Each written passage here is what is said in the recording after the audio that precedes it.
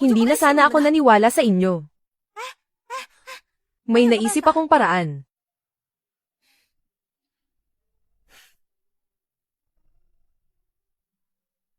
Anong paraan? Magaling siya sa martial arts. Basta makapasok siya ng palihim sa pamilya Long, at tapusin si Longxi.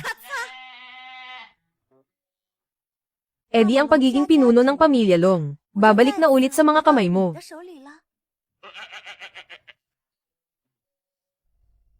Ang paraan mong yan. Ang galing naman.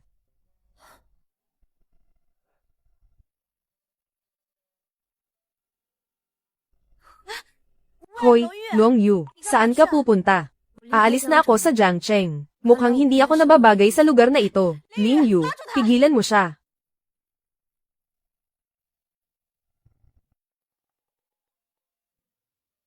Siya ang nag-utos sa akin na pigilan ka. Sabi ko pigilan mo siya. Hindi ko sinabing punitin mo ang damit niya. Ikaw. Bastos. Array. Array. Parang alam ko na kung paano mo mababawi ang posisyon bilang pinuno ng pamilya. May paraan ka ba? Anong paraan? Bukas, gaganapin ang taunang seremonya ng pamilya Long. Basta may makasira sa Kikiao Linglong Formation na iniwan ng lolo ko. Siya ang magiging pinuno ng pamilya. Kikiao Linglong Formation. Ano yun? Minsan ko lang yun nakita. Parang isa itong magic array. Sabi nila, may malaking lihim na nakatago sa loob nito. Pero hanggang ngayon, wala pa ring nakakasira nito. Kaya mo bang sirain yun? Kailangan ko munang makita para malaman ko. Terra.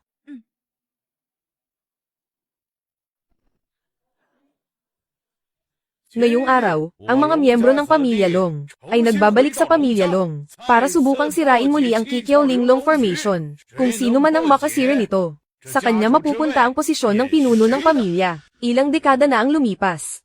Wala pa ring nakakasira sa Kikiao Linglong Formation. Lalong imposible ngayong araw. Ang posisyon ng anak ko bilang pinuno, walang makakapagpatumba.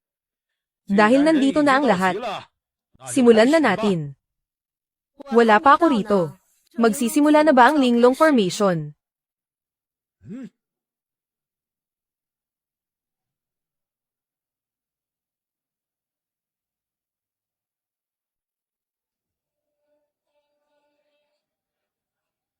Grabe. Ang ganda naman ng babaeng to. Oo nga. Miyembro ba siya ng pamilya Long? Bakit ngayon ko lang siya nakita? Ang taong ito, kilala niyo ba siya? Miss. Naligaw ka yata. Ito ang Linglong Formation ng pamilya Long. Su Wanning. Siya si Su Wanning ng pamilya Su. Kung ganoon, nasa kanya siguro ang siyam na karayom ng wayang. Su Wanning. Ang lakas ng loob mong pumunta rito, sa Linglong Formation ng pamilya Long. Hindi ka ba natatakot na baka hindi ka na makauwi ng buhay? Bakit? Kuta ba ng mga bandido ang pamilya Long, para hindi na ako makauwi ng buhay? May karapatan ka ba? Siyempre, walang gagawing masama sa'yo ang pamilya Long. Kaya lang, ngayong araw, ang Linglong Formation Banquet ay isang napakahalagang piging para sa pamilya Long. Sana hindi ka nandito para manggulo. Siyempre, hindi ako nandito para manggulo. Nandito ako para sumali sa Linglong Formation. Ah, tama. Nandito kami para sumali sa Linglong Formation. Ano? Isang tao mula sa pamilya Su, pumunta sa pamilya Long para sumali sa Linglong Formation. Isang tagalabas. Karapat-dapat bang sumali sa Linglong Formation ng pamilya Long? Hindi naman kami nanggugulo. Hindi nga kami miyembro ng pamilya Long. Pero siya, oo. Ang binibining ito. Parang pamilyar ang mukha niya ah. Mga tito at tita. 2 araw lang tayong hindi nagkita. Hindi niyo na ba kilala si Long Yu? Ikaw si Long Yu.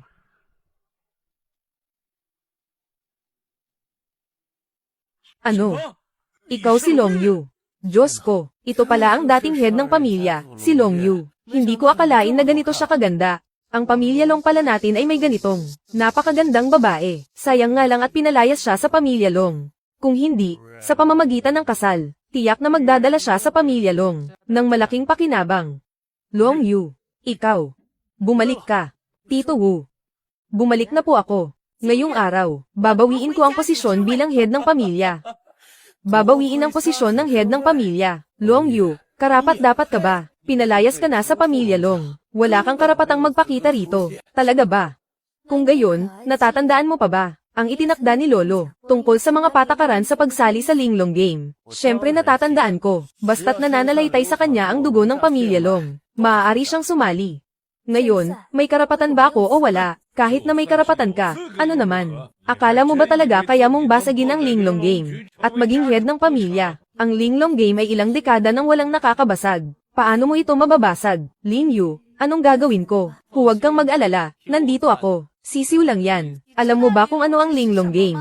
Hindi ko alam ah. Bakit ba ako naniwala sa lalaking ito? Walang maaasahan sa kanya. Hayaan na nga, kailangan ko pa ring umasa sa sarili ko. Hayaan siyang sumali. Gusto kong makita kung anong kakayahan niya para basagin itong Linglong Game. Sige, kahit na pinalayas si Long Yu sa pamilya Long, at least nananalaytay sa kanya ang dugo ng pamilya Long. Kahit paano, miyembro pa rin siya ng pamilya Long natin. Kaya natural lang na pwede siyang sumali sa Linglong Game na ito.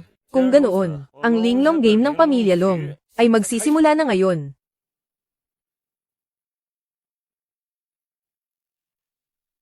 Ilabas ang 7 aperture Linglong Stone ng pamilya Long natin. Ilabas nyo.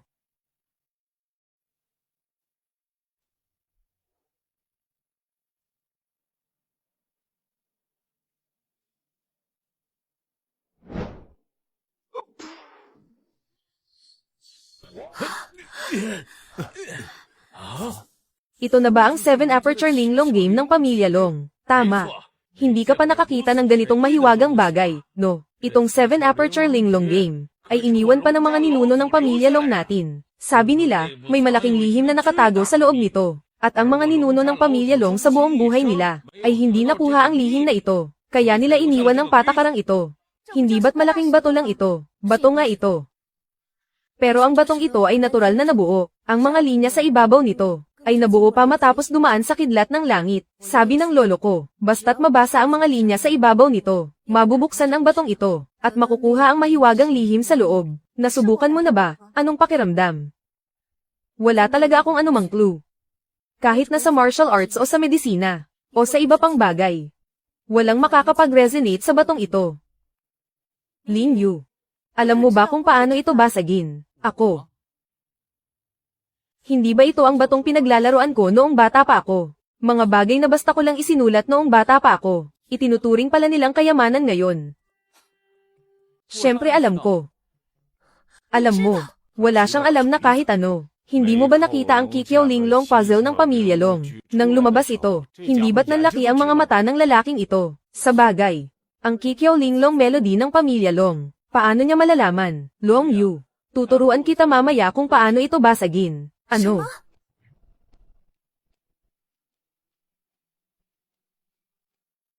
Nailabas na ang Kikiao Linglong puzzle. Sino ngayon ang may tiwala na mababasag ito? Susubukan ko. Ang aking 9 Sons Manual ay umabot na sa ika-5 antas. Mabilis na tumaas ang aking lakas. Sigurado akong mababasag ko ang Linglong puzzle na ito. Sige. Ika-5 antas pa lang, gusto nang basagin ang Linglong puzzle. Nakakatawa. Hey. Ang batong ito ay lapis lazuli. Huwag nang pag-usapan ang ika-5 antas ng 9 Sons Manual. Kahit umabot ka pa sa tuktok, hindi mo ito masisira.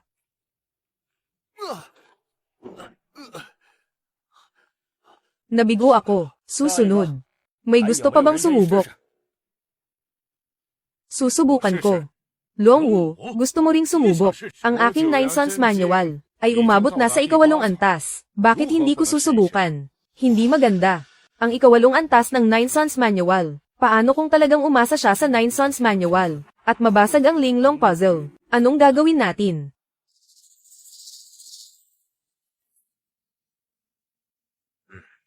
Longwu, pinapayuhan kitang huwag na lang.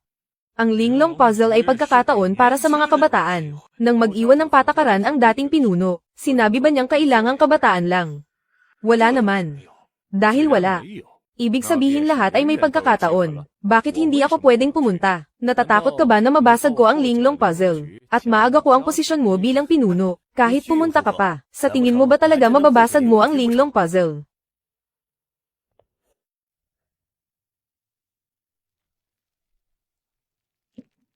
Mababasag ba talaga ni Tito Wu ang Linglong puzzle? Imposible. Bukod sa akin, walang makakabasag nito. Huwag kang magyabang, baka mamatay ka. Hindi ako nagyayabang, sa totoo lang. Ang linglong puzzle na ito ng Pamilya Long, ay laruan ko lang noong bata pa ako. Lin Yu. Wala akong pakialam kung saan ka nanggaling, pero hindi ko papayagan na insultuhan mo ang kayamanan ng Pamilya Long. Sige, hindi ko iinsultuhin. Ang laruan ko noong bata pa ako, ngayon ay itinuturing nyo bilang isang malaking kayamanan. Talaga bang pinaglaruan mo ito noong bata ka pa? Oo nga. Kung gayon, ang malaking sikreto na sinasabi ng Pamilya Long, ano ba talaga iyon? Ito. Malalaman mo rin kapag binuksan ko mamaya. Ang misteryoso mo naman. Sino bang may paki? Ang lakas niya. Si Long Wu nga talaga, ang pinakamagaling sa martial arts ng Pamilya Long. Hindi pa rin nasira ang linglong formation. Mukhang si Long Wu ay hindi rin ang itinakdang tao. Talagang walang makakapagbukas ng linglong formation. Ako ang tunay na pinuno ng Pamilya Long. Hindi pa ako kumikilos. Ikaw. Kahit na binigyan kita ng karapatang sumali, hindi ibig sabihin na kaya mong lutasin ang linglong formation. Ang iyong Nine Sons Manual, nasa ikapitong antas pa lang, di ba? Kahit si Long Wu hindi ito mabuksan. Paano pa kaya ikaw? Xiao Yu. Patawad. Akala ko talaga. Pagkabukas ng linglong formation, ipapasa ko sa iyo ang posisyon ng pinuno. Wala akong kakayahan. Tito Wu, salamat. Ipaubaya mo na sa akin ang susunod. Xiao Yu. May paraan ka ba para sirain ang linglong formation? Wala. Akala ko pa naman sa yabang niya, mayroon talaga siyang paraan. Wala naman pala siyang ibubuga. Sinong nagsabing wala siyang paraan? Ngayong araw, itong linglong formation, siguradong mabubuksan namin.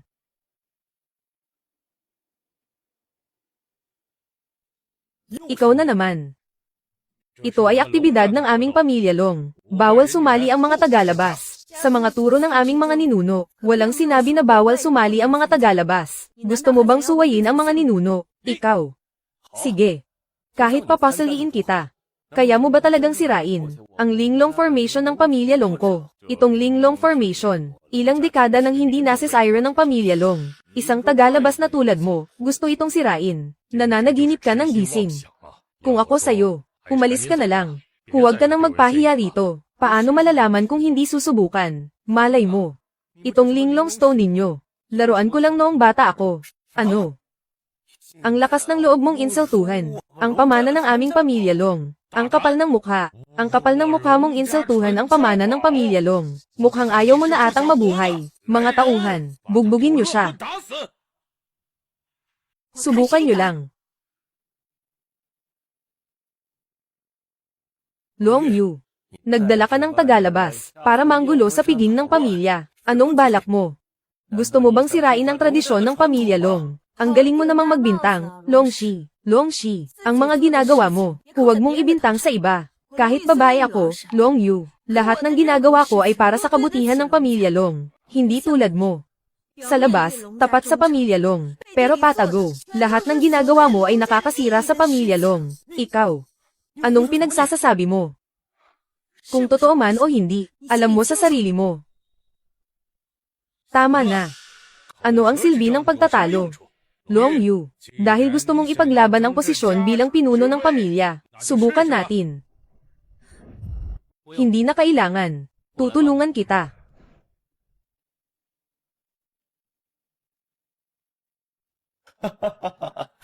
Isang tagalabas. Talagang gustong basagin ang linglong stone ng Pamilya Long ko. Hindi ko rin alam kung saan nanggagaling ang lakas ng loob mo. Bakit? Hindi ka naniniwala? Sa tingin mo ba maniniwala ako? Dahil hindi ka naniniwala, sige. Pumusta tayo? Ano sa tingin mo? Sige.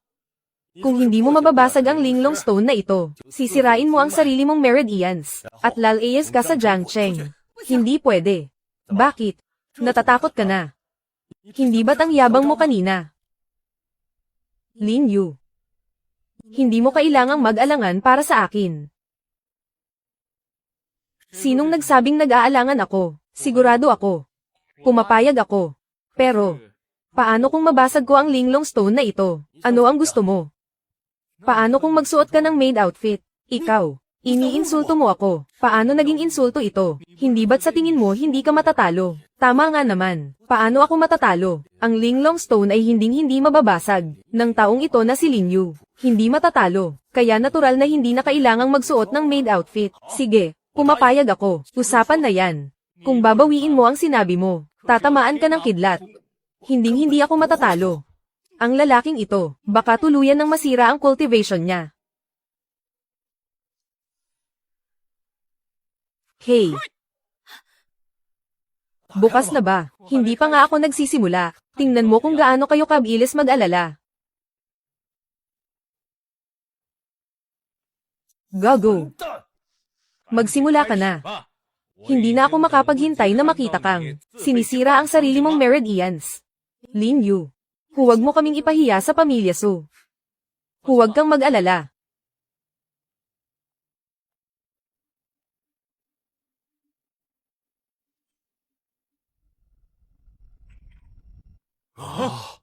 Ang linglong stone na ito ay pwedeng pindutin. Diyos ko, ang sikretong ito ng pamilya Long namin ay hindi namin alam sa loob ng ilang dekada. Ito, paano nangyari ito? Mabubuksan ba talaga niya ito? Imposible. Kahit na mapindot niya ang linglong stone, hindi ibig sabihin na mabubuksan niya ang linglong stone. Nagkataon lang yan. Unang beses pa lang niyang makita ang linglong stone. Alam na niya ang maraming sikreto nito. Mabubuksan ba talaga niya ito? Mabuti naman. Gusto kong makita kung ano ang nasa loob ng linglong stone na ito. Anong sikreto ang tinatago nito? Tingnan nyo, nagkakaroon na ng bitak ang linglong stone. Hindi. May lamat na. Sa loob ng ilang dekada, ginawa na ng pamilya Long ang lahat, pero hindi pa rin mabuksan ang linglong stone. Bakit ngayong nasa kamay niya? Ganon-ganon na lang nagkalamat. Ibig sabihin lang nito, malapit nang mabuksan ang linglong stone na to.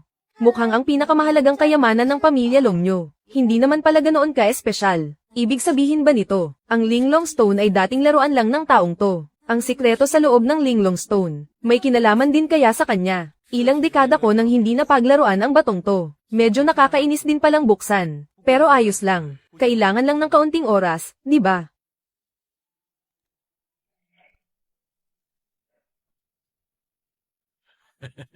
Anong nangyayari? Hindi nabuksan. Hindi nabuksan. Kahit na nagkalamat pa yan, hindi pa rin yan maituturing na tagumpay. Naalala ko na.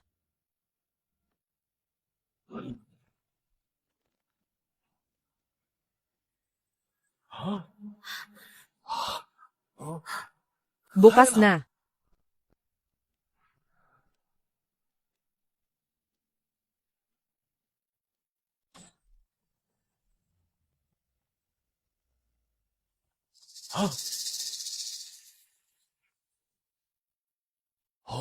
Diyos ko, ang heirloom ng pamilya Long, nabuksan ng isang outsider. Ibig sabihin ba nito, papayagan nating maging head ng pamilya Long ang isang outsider? Hindi pwede. Kailan pa nagkaroon ng ganyang rule? Ang lalaking to. Hindi ko inasahang mabubuksan niya talaga ang linglong stone. Ang sikreto sa loob ng linglong stone. Ano ba talaga yan?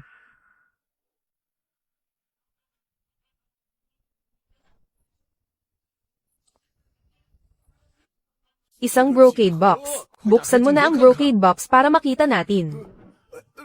Anong ibig mong sabihin? Heirloom yan ng pamilya Long namin. Gusto mo bang solohin yan? Kung hindi mo ibibigay, magiging kalaban ka ng pamilya Long. Oy, huwag kayong mag-isip ng masama. Wala akong sinabing hindi ko ibibigay sa inyo. Kaya lang, ang head ng pamilya Long nyo, may pastahan kami. Kung hindi tutuperin ang pustahang to, huwag nyo akong sisihin kung sirain ko to. Pag-usapan natin to ng maayos. Ito ang pamilya Long namin. Isang sikretong ilang dekada namin hinintay. Hindi pwedeng masira na lang ng ganito. E di pasuotin nyo siya ng damit pambabae. Ang kapal ng mukha, bilang head ng pamilya Long. Paano ako magsusuot ng maid outfit na yan? Jantang. Ayaw mong suotin, ha? Kung ayaw mo, ngayon din ay. Sige, sige, sige. Susuotin. Pasusuotin ko siya ngayon din. Longshi, hindi mo ba narinig? Magpalat ka na ng damit, bilis. Hinding-hindi. Maniwala ka man o hindi, kaming mga elder, iboboto ka namin, at patatalsikin ka sa pwesto bilang head ng pamilya. Magsusuot ka lang naman ng damit pambabae, di ba? Ang laman niyan, ay ang pamilya Long natin. Ang sikretong ilang dekada na nating inaasam. Hi! Long Shi, magpalit ka na ng damit, Lin Yu. Lin Yu, humanda ka sakin.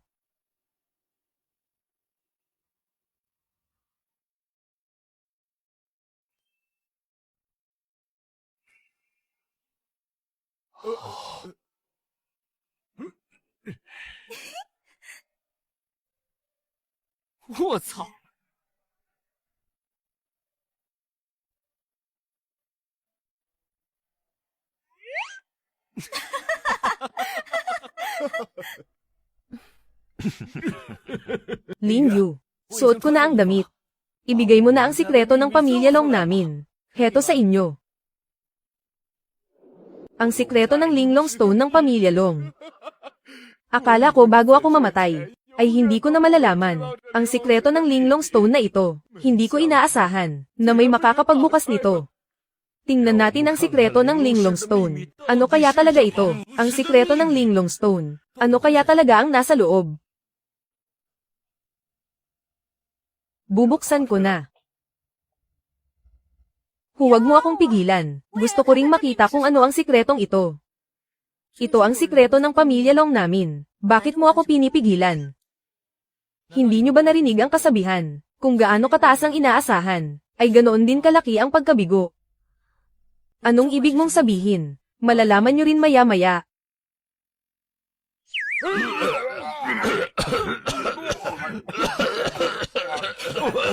Bakit ang baho? Ito, ano ba talaga ito?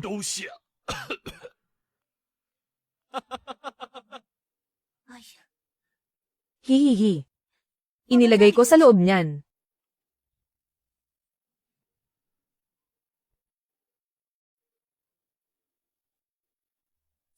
Sinasabi mo ba, na ang nasa loob ng kahon na iyan, ay ang iyong?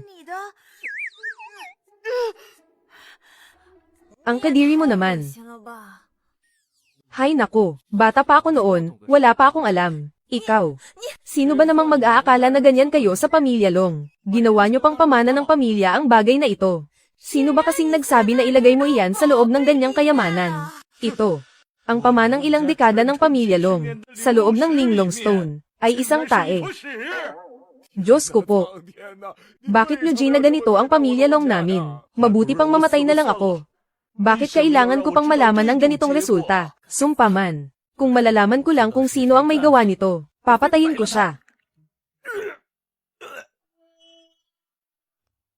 Hoy, tapos na ba kayong samuka? Ngayong nabuksan ko na ang pamana ng pamilya nyo. Ang posisyon ng pinuno ng pamilya. Ano na ang desisyon? Hoy, sobra na iyan. Hindi naman ganoon kabaho ah. Naaalala ko ang mga kinain ko noon. Ay puro masasarap. Bakit tumagal ng ganito ang amoy? Itong Linglong Stone, kahit na nabuksan na. Kahit ano pa ang nasa loob ng Linglong Stone. Ang utos ng lolo ay hindi maaaring mabago. Kung sino ang makapagbukas ng Linglong Stone, siya ang magiging pinuno ng pamilya. Hahayaan ba nating maging pinuno ang isang tagalabas? Hi! Tinulungan ko si Long Yu na buksan ang Linglong Stone. Kaya dapat si Long Yu ang maging pinuno. Ikaw. Sinasadya mo ba akong kalabanin?